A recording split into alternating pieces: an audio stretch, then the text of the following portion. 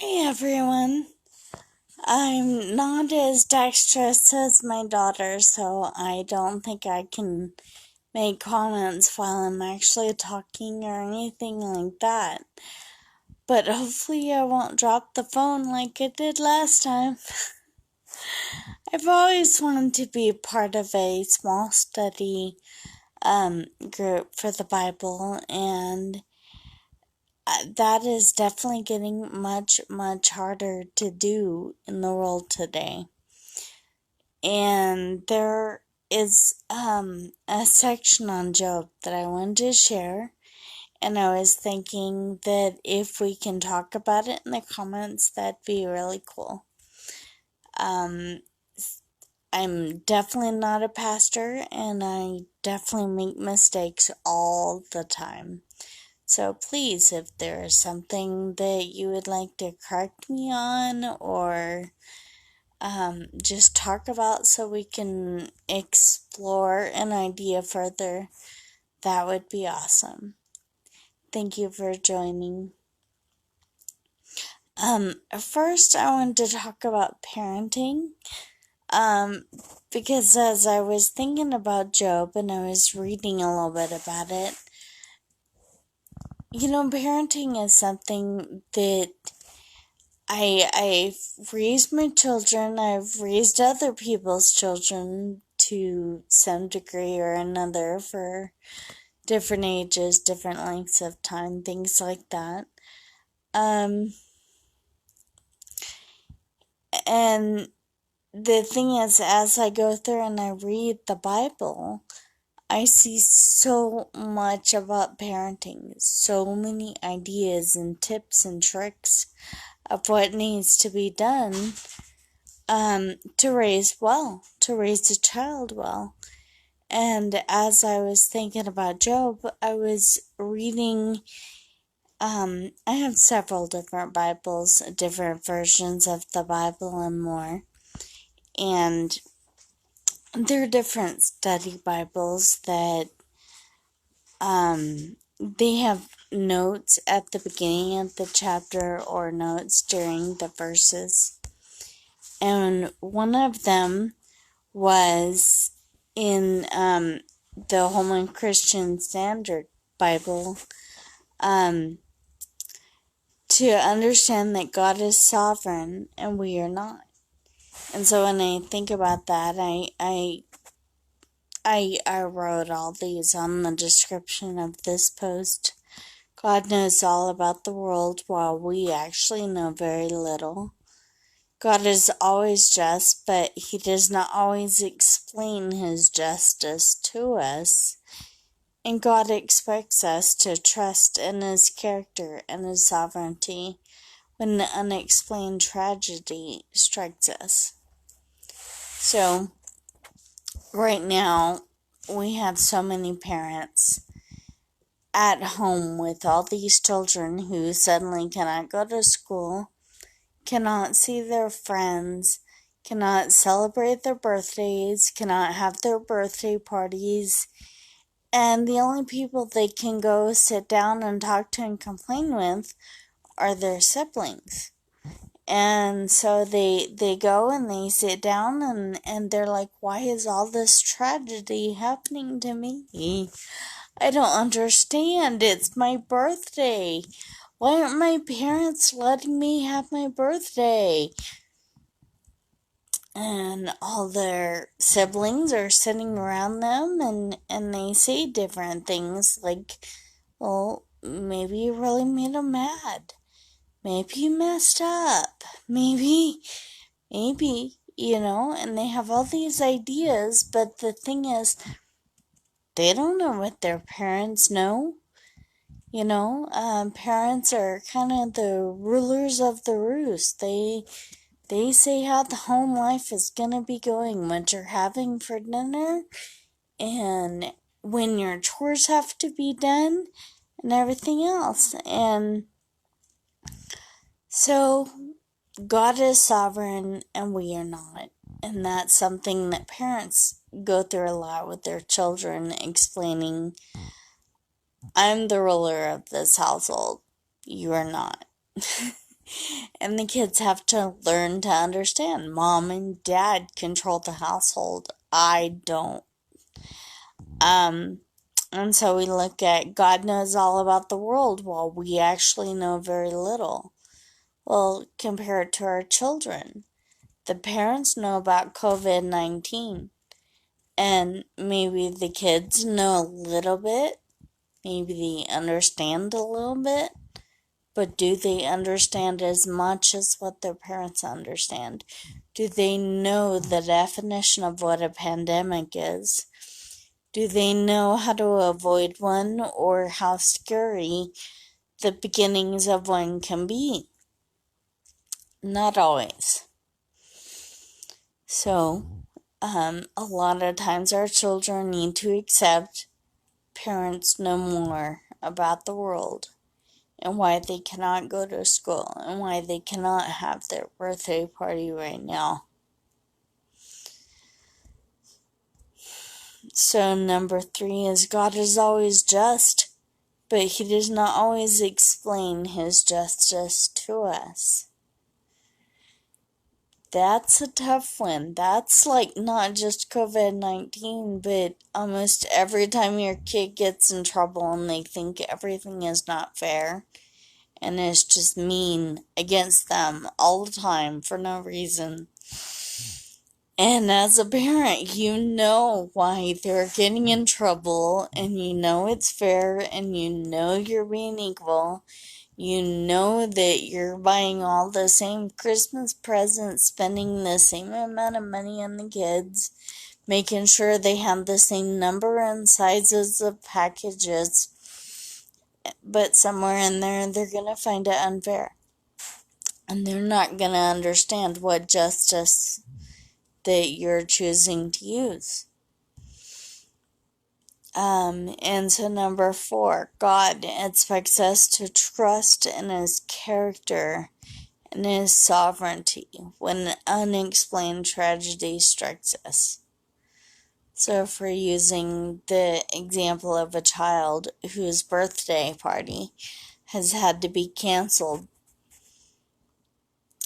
he's at some point gonna have to understand that his mom and dad truly do love him and they are good people and they're trying to make the best decisions for him that they possibly can. And yes, they rule the roost. They are in control of the house.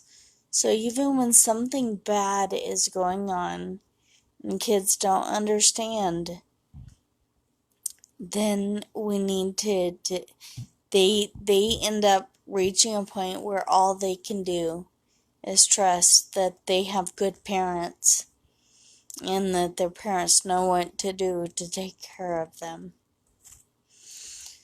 So, that was one of the things that I learned when reading the beginning of the book of Job in that Holman Bible.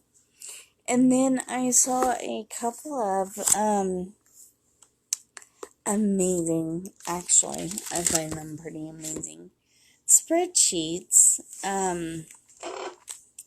Let's see if I can turn the camera and show you. In the NLT version of the Bible, the chronological study Bible that I have there,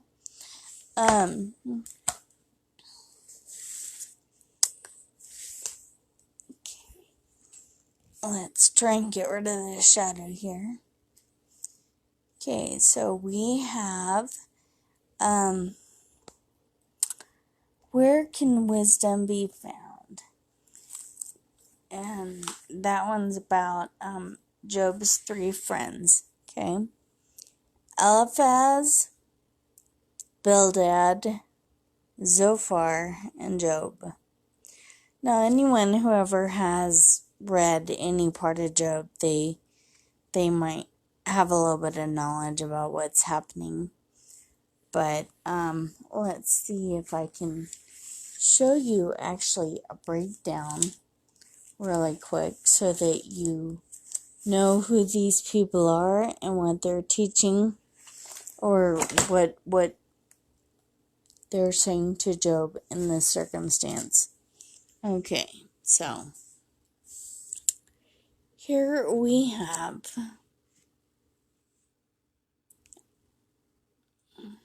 there we go.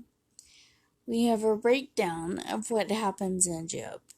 You start reading the book and you meet Job. You find out he's a really, really rich guy in the land of Uz. And he loses everything all at once. He loses his children. He loses his livestock. He is marauded by different bands.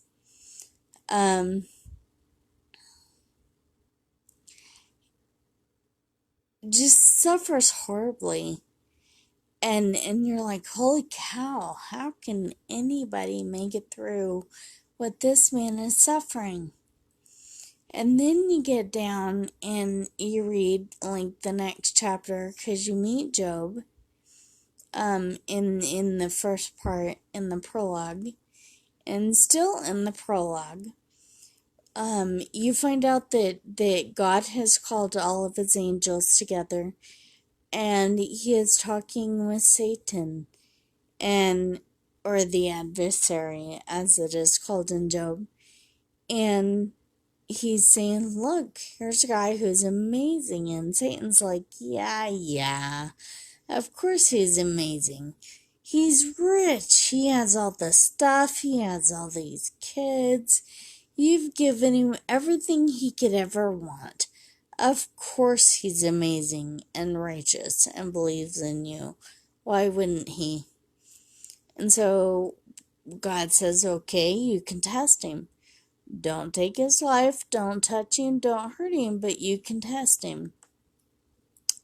So Satan goes out and kills his kids and takes all of his livestock, and I mean, he's just devastated. There are so many things happening to Job.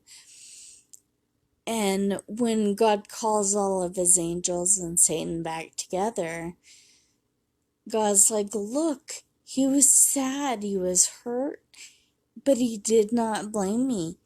He trusted me to know that I'm taking care of him. And Satan's like, yeah, sure, but skin for skin, you know? I mean, you might take his kids and you might take his land and whatever, but if you hurt him, I bet he'll curse you to your face.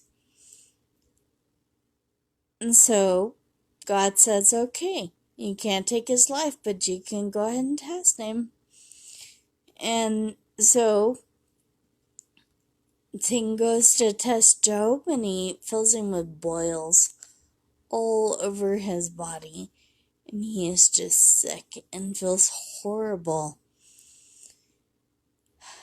And he sits down, and at that time when they were grieving and they were sick, they just sat among the ashes and they just cried. And they just, everything is so devastating and they feel so horrible. All they can do is just sit there in misery, absolute misery. And Job, he is pretty blessed because he has 3 friends who come and they sit down next to him in silence. They didn't immediately come and say, hey, look on the bright side. They didn't come over and say, hey, I'm sure there's a reason for this. They didn't come to him and say, gosh, what did you do wrong to make all these things happen to you? They just came and they sat with him in silence for a week. A week. I mean, can you imagine? Because I'm not sure I can. I've been through some rough stuff. That somebody just comes and sits with you in your grief. But these 3 friends come and they sit with Job, and they want to give him advice. And after a week, they all start talking, and of course, Job, he's heartbroken, and he is grieving, and he is angry, and he is frustrated, and he's scared, and he's whiny. Because, if all these things happen to you, you would be too, right? So, what they do is they have 3 sets of discussions between Job and his friends. They talk 3 different times. And the point of their discussion, I actually have a chart for in this book also. Excuse me while I try to do stuff and be uncoordinated.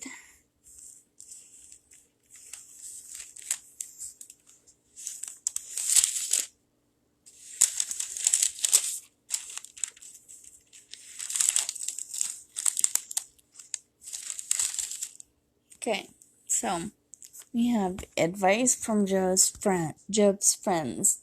So it tells you who they are, tells you what part of the chapters they speak in, and then it tells you how they helped him, what they did, and a large part of it was sitting in silence with them for a while.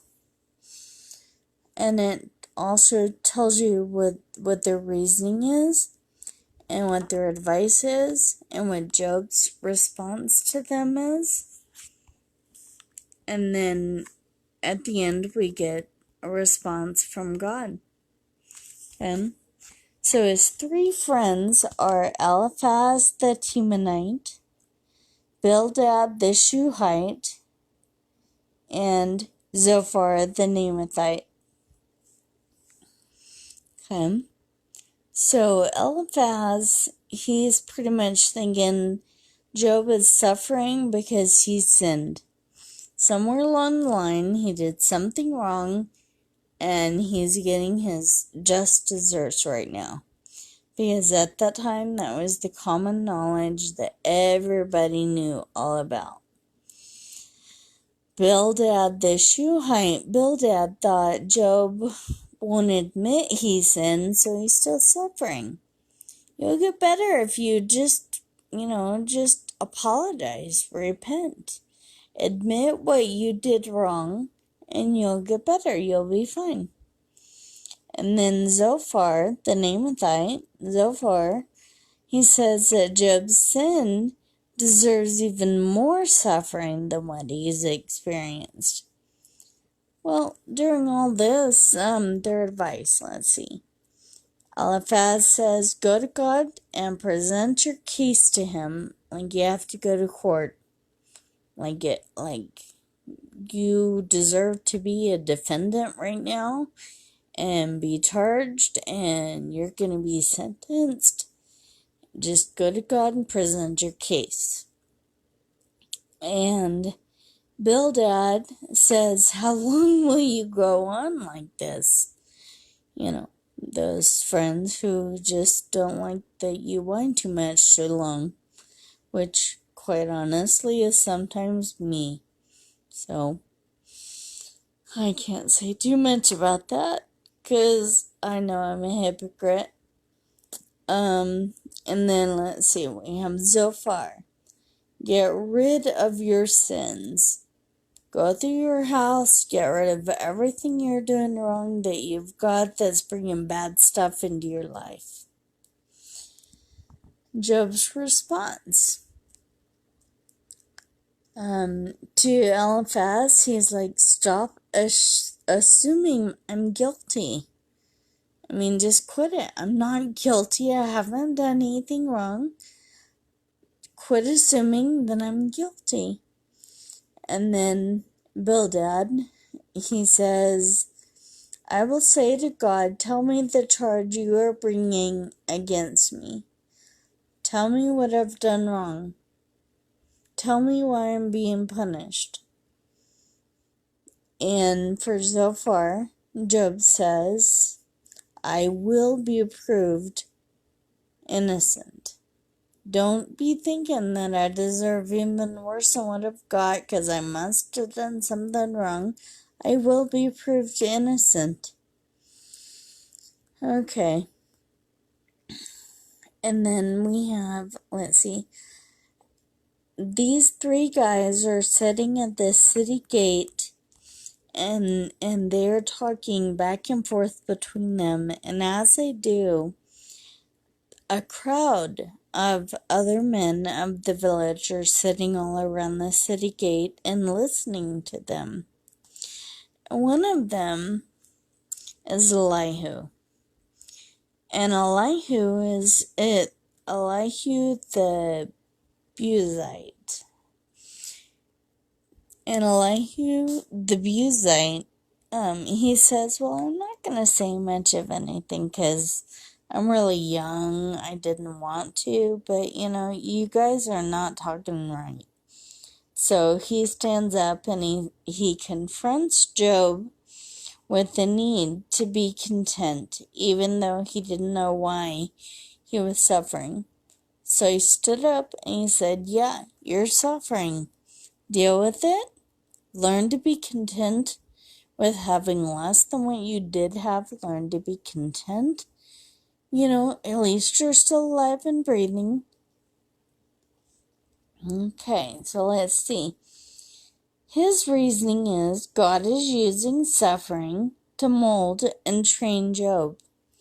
Because, we all love it when God does that. So, his advice is keep silent and I will teach you wisdom. Which is that's kind of brave for somebody that young to stand up and say to all these old men leading the village with all their wisdom and their years and their history. And he says, keep silent and I will teach you wisdom. And so Job's response, he didn't say anything. But Elihu speaks, so I guess everybody's quiet for that. That's respectful. So God's response in all this, because it has quite a bit about what God says. It says, during the chapters, God, it shows the reference at the end of Job, and how he spoke through Elihu is a lot of what happened, but, let's see, what they say for God's reasoning is, he didn't explain the reason for the pain. He didn't explain why he was making that bet with Satan. He did not explain that, this is important. I'm doing this for a reason. Now, if I were to look back at it and I were to say, okay, nobody knows exactly who wrote Job. Nobody knows if somebody was sitting there recording the entire conversation, or if there was just one really wise person, like Solomon, who decided to write a piece of historical fiction that was based on a legend or something. We're not quite sure. But this story has proven true in so many situations that it's one of those ones that even if it didn't actually happen to a physical person, it's absolutely true in human experience. And with the way that God has worked, I would not be surprised if he was an actual person who lived at one point. But because of this bet that God made with Satan, because of what Job went through, we have had the book of Job for what? 3, 4, 5,000 years. I mean, it's Old Testament Hebrew Bible. It's been around for a long time. And during that time, everybody can really understand what Job is going through and understand his questions.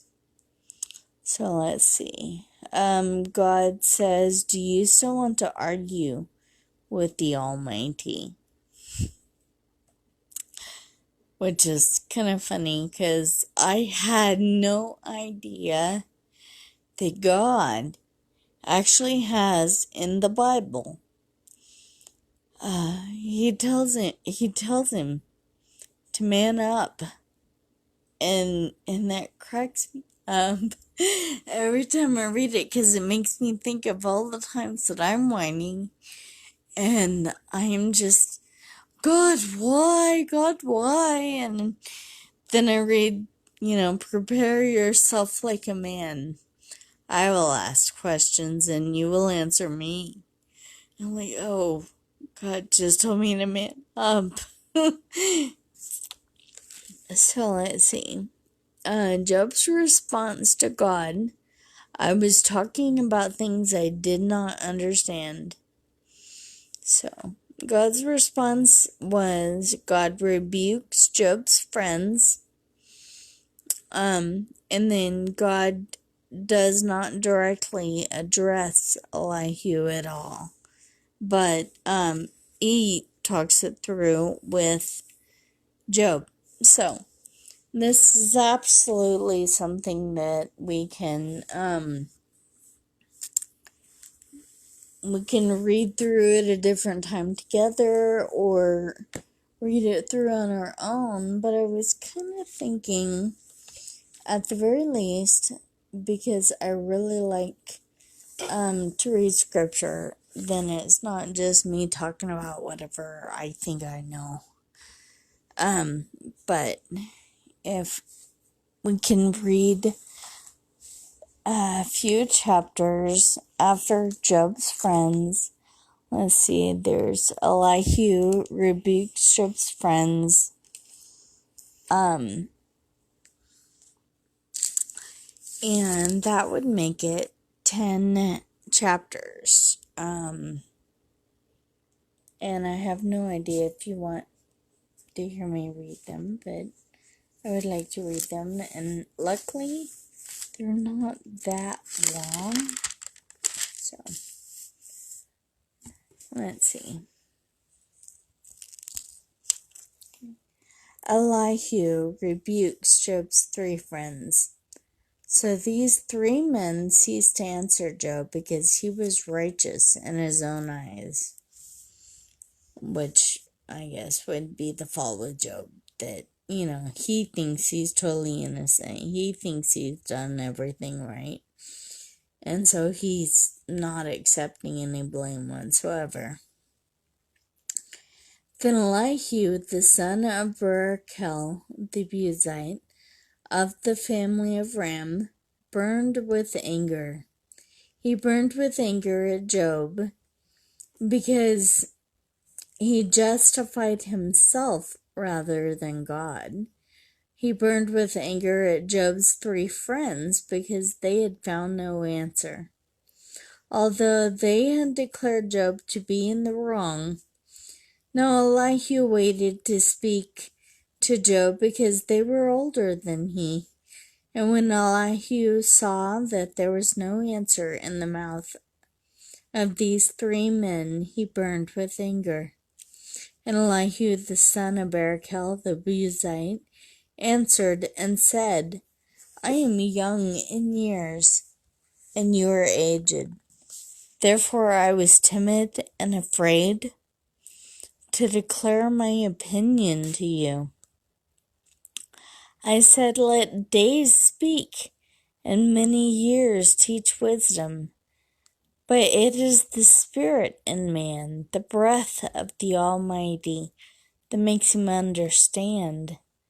It is not the old who are wise, nor the aged who understand what is right. Therefore I say, listen to me, let me also declare my opinion.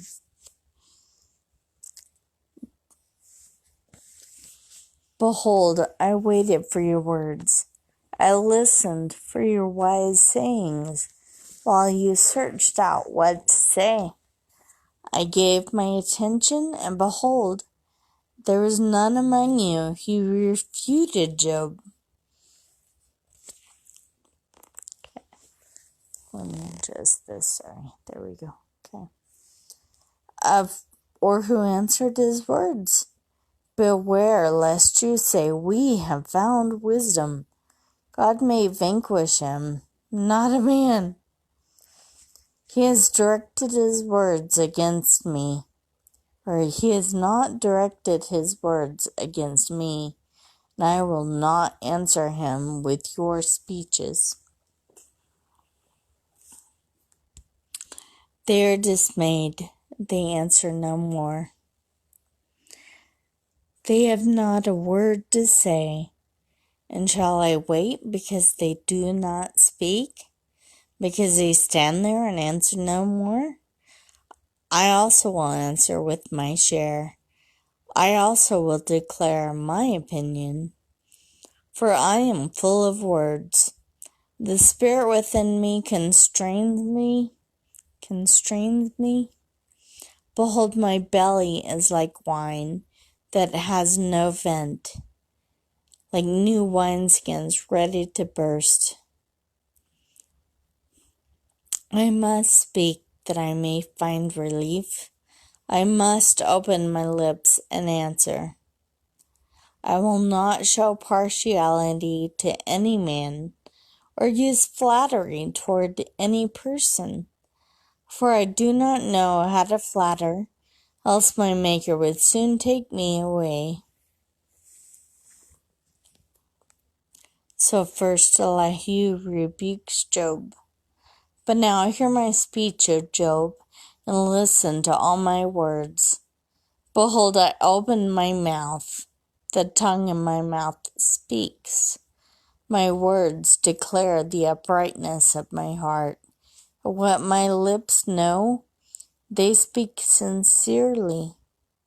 The Spirit of God has made me, and the breath of the Almighty gives me life. Answer me if you can. Set your words in order before me. Take your stand. Behold, I am toward God, as you are. I too was pinched off from a piece of clay. Behold, no fear of me need terrify you. My pressure will not be heavy upon you.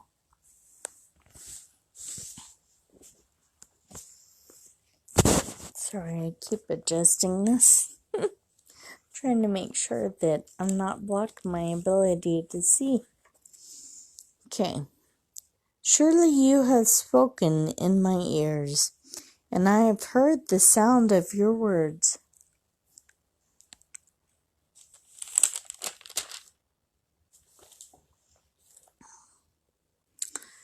You say, I am pure without transgression. I am clean, and there is no iniquity in me. Behold, he finds occasion against me. He counts me as his enemy. He puts my feet in stocks and watches all my paths. That was actually Job complaining, and Elihu is quoting him, talking about God finding an occasion against Job. Behold, in this you are not right, Elihu says. I will answer you, for God is greater than man. Why do you contend against him, saying he will answer none of man's words? For God speaks in one way, and in two, the man does not perceive it. In a dream, in a vision of the night, when deep sleep falls on men while they slumber in their beds, then he opens the ears of men and terrifies them with warnings, that he may turn man aside from his deed and conceal pride from a man. He keeps back his soul from the pit, his life from perishing by the sword. Man is also rebuked with pain on his bed, and with continual strife in his bones, so that his life loathes bread, and his appetite the choicest food. His flesh is so wasted away that it cannot be seen, and his bones that were not seen stick out. His soul draws near the pit, and his life to those who bring death. If there be for him an angel, a mediator, one of the 1,000, to declare to man what is right for him, and he is merciful to him and says, "Deliver him from going down into the pit, I have found a ransom." Let his flesh become fresh with youth. Let him return to the days of his youthful vigor. Then man prays to God, and he accepts him. He sees his face with a shout of joy, and he restores to man his righteousness. He sings before men and says, "I sinned and perverted what was right, and it was not repaid to me."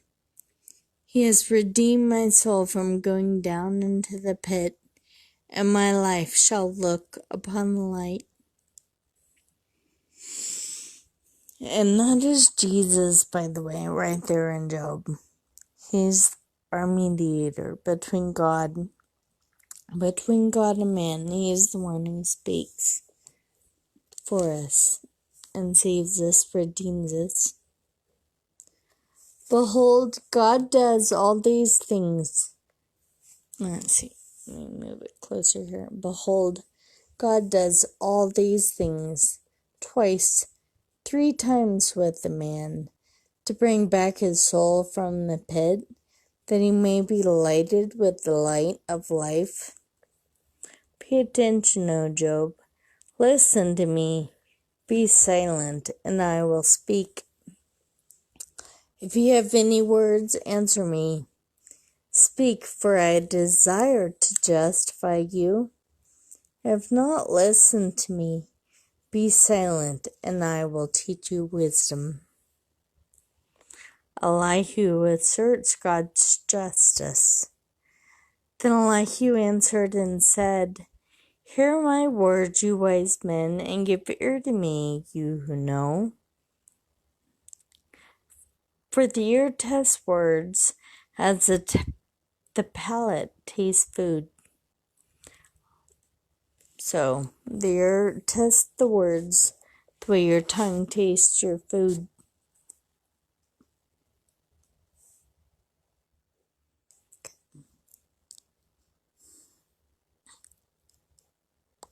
Let us choose what is right. Let us know among ourselves what is good. For Job has said, "I am in the right, and God has taken away my right. In spite of my right, I am counted a liar. My wound is incurable, though I am without transgression. What man is like Job, who drinks up scoffing like water, who travels in company with evildoers, and walks with wicked men? For he had said, it profits a man nothing, that he should take delight in God." Because Job was very upset and very whiny, and he was like, what does a man get from believing God? I mean, if this is what you're going to suffer. Therefore, hear me, you men of understanding. Far be it from God that he should do wickedness, and from the Almighty that he should do wrong.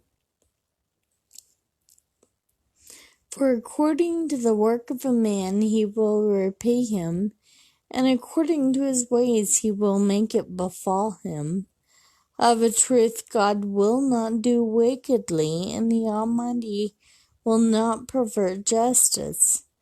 Who gave him charge of the earth, and who laid on him the whole world?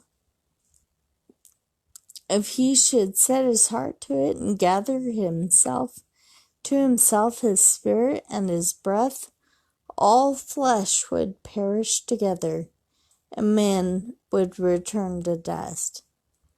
So he's saying, look,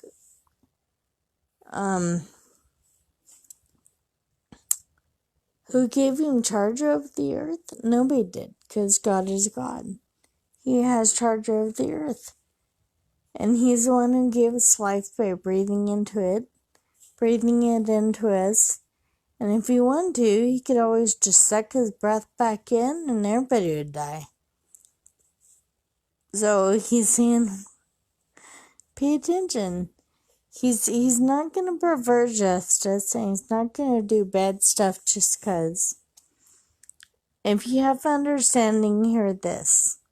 Listen to what I say. Shall one who hates justice govern? Will you condemn him who is righteous and mighty, who says to a king, worthless one, and to nobles, wicked man, who shows no partiality to princes, nor regards the rich more than the poor? For they are all the work of his hands. In a moment they die.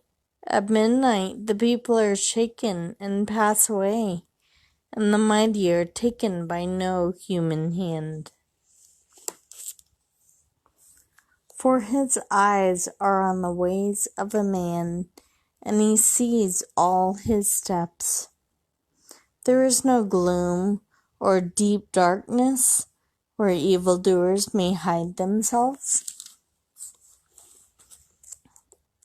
For God has no need to consider a man further, that he should go before God in judgment.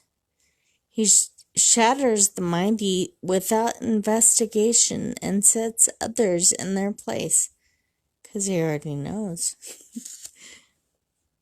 Thus, knowing their works, he overturns them in the night, and they are crushed. He strikes them for their wickedness in a place for all to see, because they turned aside from following him and had no regard for any of his ways.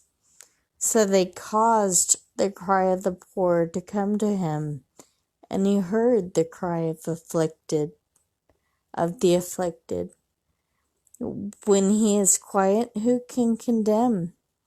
When he hides his face, who can behold him? Whether it is a nation or a man, that a godless man should not reign, that he should not ensnare the people. For has anyone said to God, I have borne punishment, I will not offend any more. Teach me what I do not see. If I have done iniquity, I will do it no more. Will he then make repayment to suit you, because you reject it? For you must choose, not I. Therefore declare what you know. Men of understanding will say to me, and the wise man who hears me will say, Job speaks without knowledge. His words are without insight.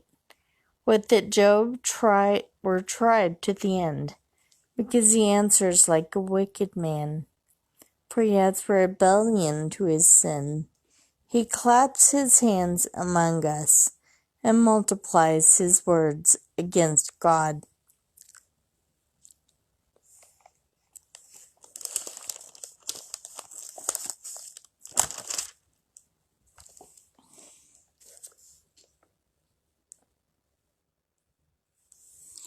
Chapter 35. Elihu condemns Job. Elihu answered and said, Did you think this to be just? Do you say it is my right before God that you ask, what advantage have I? How am I better off than if I had sinned? I will answer you and your friends with you. Look at the heavens and see, and behold the clouds which are higher than you. If you have sinned, what do you accomplish against him? And if your transgressions are multiplied, what do you do to him? If you are righteous, what do you give to him? Or what does he receive from your hand? Your wickedness concerns a man like yourself, and your righteousness a son of man. Jesus. Because of the multitude of oppressions, people cry out. They call for help because of the arm of the mighty. But none says, where is God my Maker, who gives songs in the night, who teaches us more than the beasts of the earth, and makes us wiser than the birds of the heavens. There they cry out, but he does not answer, because of the pride of evil men. Surely God does not hear an empty cry, nor does the Almighty regard it. How much less when you say that you do not see him, that the case is before him and you are waiting for him.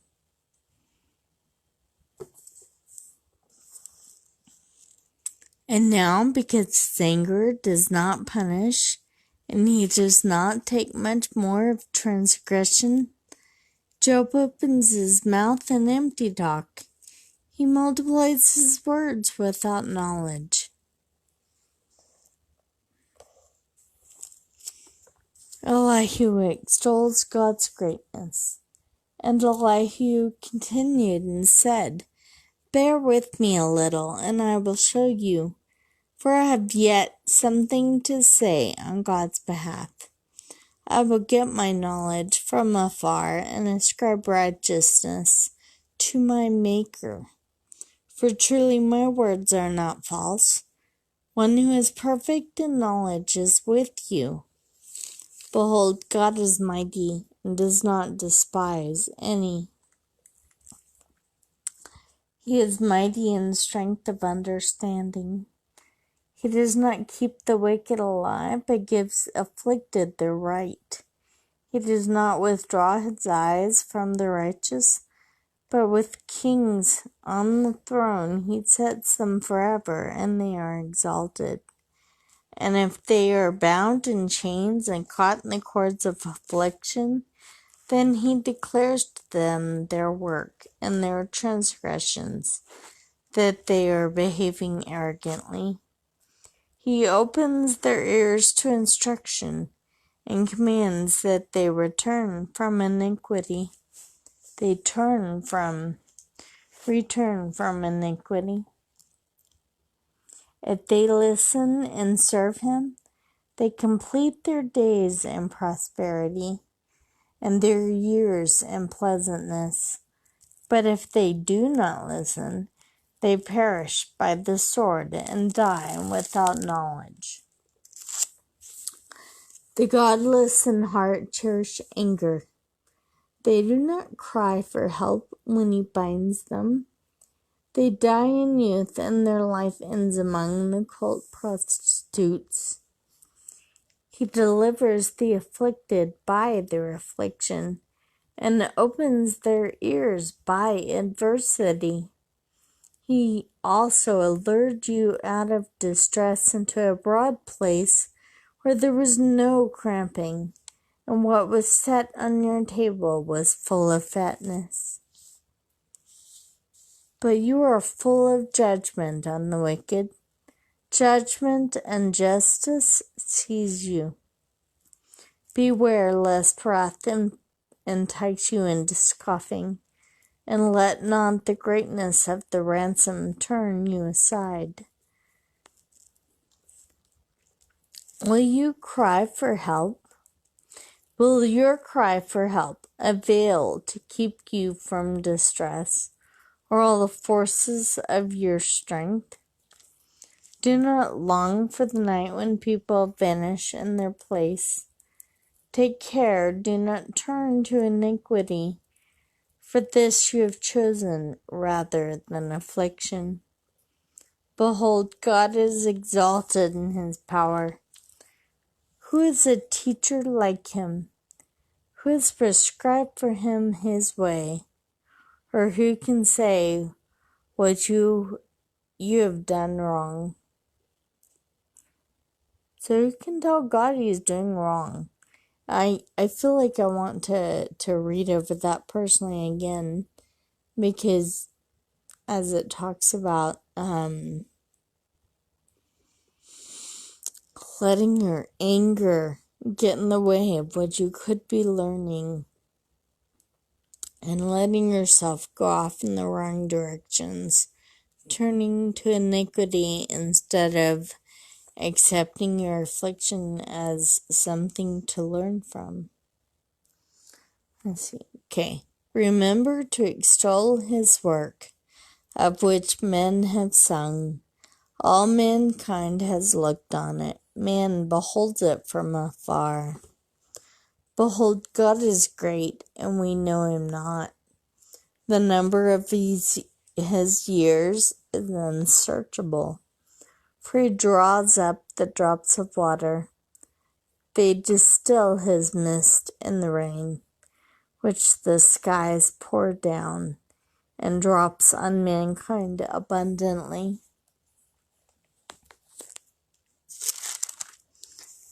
Can anyone understand the spreading of the clouds, the thunderings of his pavilion?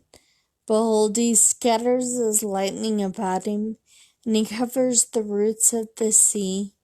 For by these he judges peoples. He gives food in abundance. He covers with his hands the lightning. He covers his hands with the lightning and commands it to strike the mark. Its crushing declares his presence. The cattle also declare that he rises. Elihu proclaims God's majesty. Part of the reason why I read so many chapters is it's really easy to get so intimidated by the size of the Bible that you start feeling like it's really huge to read more than 3 verses at once. But I like to really show that it's possible. At this also my heart trembles and leaps out of its place. Keep listening to the thunder of his voice and the rumbling that comes from his mouth. Under the whole heaven he lets it go, and he is lightning to the corners of the earth. After it, his voice roars. He thunders with his majestic voice, and he does not restrain the lightnings when his voice is heard. God thunders wondrously with his voice. He does great things that we cannot comprehend. For to the snow he says, fall on the earth. Likewise to the downpour, his mighty downpour. He seals up the hand of every man, that all men whom he made may know it. Then the beasts go into their lairs and remain in their dens. From his chamber comes the whirlwind, and cold from the scattering winds. By the breath of God ice is given, and the broad waters are frozen fast. He loads a thick cloud with moisture. The clouds scatter his lightning.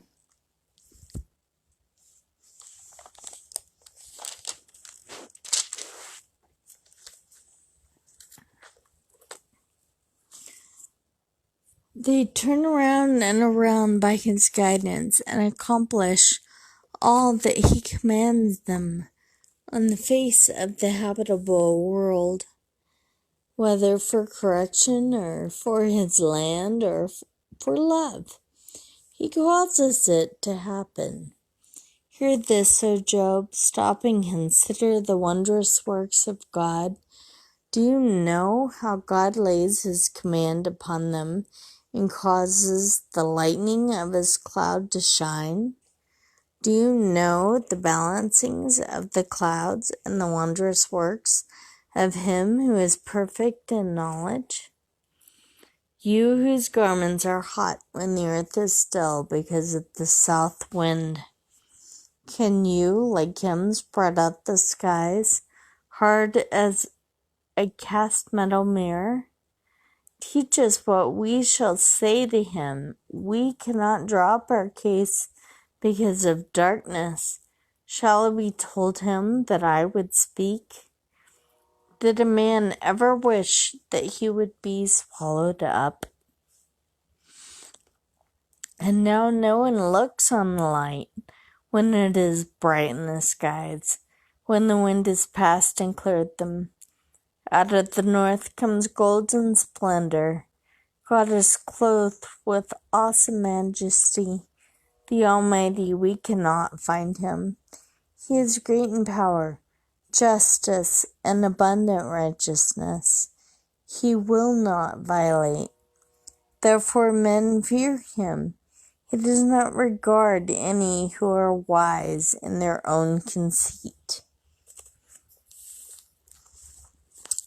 Chapter 38. The Lord speaks. The Lord answers Job. Then the Lord answered Job out of a whirlwind and said, Who is this that darkens counsel by words without knowledge? Dress for action like a man. I will question you, and you will make it known to me. You make it known to me. Where were you when I laid the foundations of the earth? Tell me, if you have understanding. Who determined its measurements? Surely you know. Yes, God is sassy. Or who stretched the line upon it? On what were its bases sunk? Or who laid its cornerstone? Anyone who remembers that Jesus is the cornerstone? When the morning stars sing together and all the sons of God shatter for joy. Or who shut in the sea with doors when it burst from the womb? When it made clouds its garment and thick darkness its swaddling band, and prescribed limits for it, and set bars and doors, and said, Thus far you shall come, and no further. And here shall your proud waves be stayed. Who shut in the sea? This far, no further. Have you commanded the morning since your days began, and caused the dawn to know its place? That it might take hold of the skirts of the earth, and the wicked be shaken out of it? It is changed like clay under the seal, and its features stand out like a garment. From the wicked their light is withheld, and their uplifted arm is broken. Have you entered into the springs of the sea, or walked in the recesses of the deep?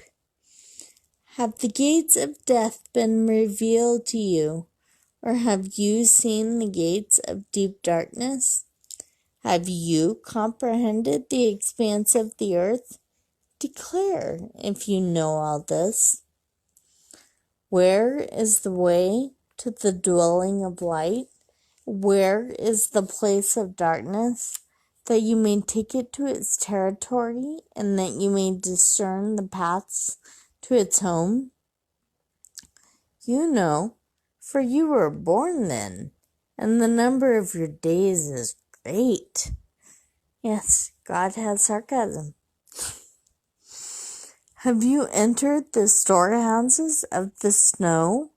Or have you seen the storehouses of the hail, which I reserve for the time of trouble, for the day of battle and war? What is the way to place where the light is distributed? What is the way to the place where the light is distributed, or where the east wind is scattered upon the earth?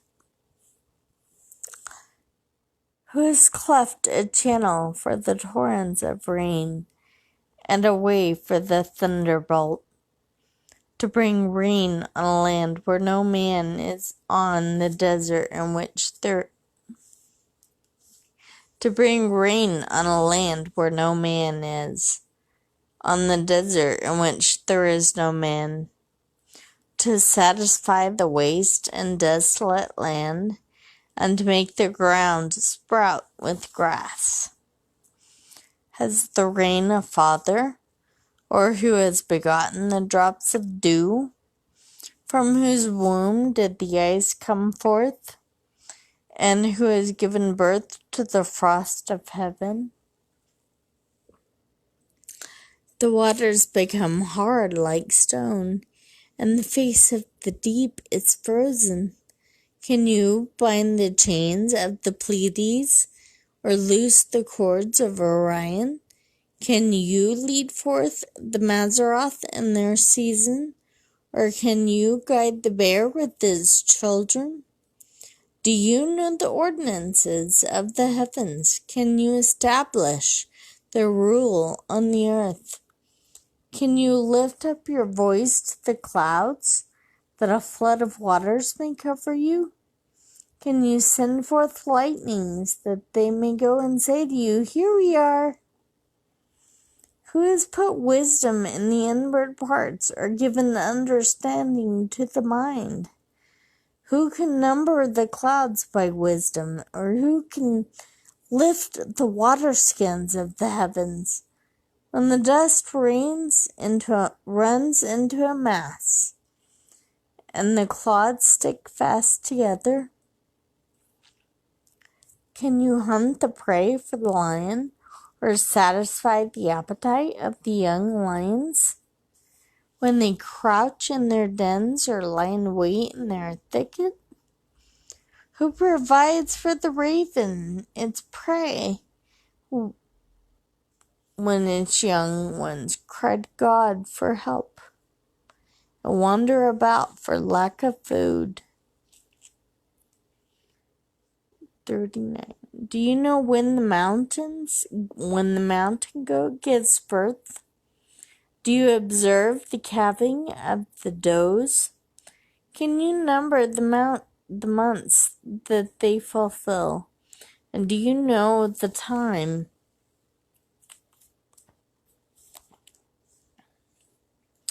And do you know the time when they give birth? When they crouch, bring forth their offspring, and are delivered of their young.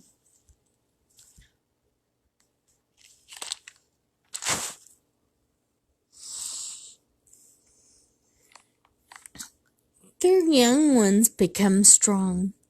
They grow up out in the open. They go out and do not return to them. Who has let the wild donkey go free? Who has loosed the bonds of the swift donkey?